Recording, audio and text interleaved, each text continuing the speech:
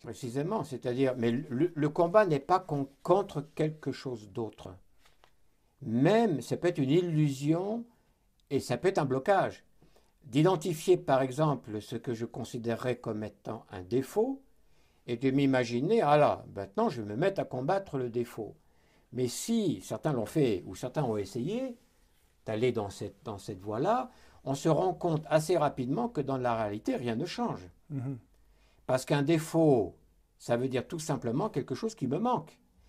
Alors, la perspective est la suivante. Nous avons tout à l'intérieur de nous-mêmes. Ça rejoint la maïeutique socratique et bien d'autres textes spirituels de la tradition ou de l'héritage spirituel de l'humanité. Parce qu'on n'est pas les premiers à se poser ces questions-là. Il y a un héritage qui est très riche. Un défaut, c'est un manque. Mhm. Alors, c'est un vide. Quand on m'a dit, est-ce que ça veut dire que je vais combattre contre le vide? Ben, si je combats contre le vide, c'est pas étonnant, en donnant des coups de poing dans le vide, que rien ne se passe véritablement.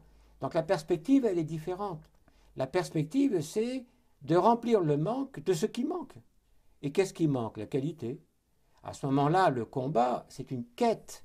C'est une quête de la qualité. Et c'est là où ça va se produire, parce que quand on entend la voix du silence qui nous dit, ou la voix de la conscience qui nous dit, il faut que tu fasses cela, et que cela est en contradiction avec les petits plaisirs Mhm. auxquels on tient véritablement, c'est à ce moment-là qu'on peut détourner la tête. Et c'est sur ça qu'il faut lutter.